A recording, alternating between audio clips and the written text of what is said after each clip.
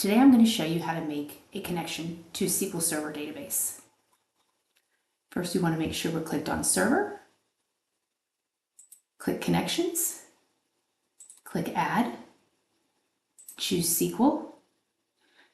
I'm going to use the connection guide. There's many ways to set these up. I'm going to show you the standard way. Once we choose Next, we confirm that we're making a database to SQL Server connection using the native data provider. Here I'm going to choose Standard Security. That way I can leverage my VPN connection to my SQL Server, make the connection to the database that I have access to using the username and password that's been provided.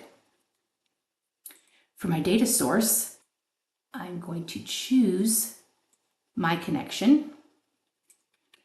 In this case, you can put in a server name, an IP address, or a different way that you use to make connections to that server. The initial catalog refers to the database that I want to make a connection to. In this case, I'm choosing to connect to my development database. Next, I will provide my username. And finally, I'm going to supply the password. I have all of my information in there. You will see it listed here. Next, I choose Test Connection. My connection was successful. I click OK. I click Next, and I finish.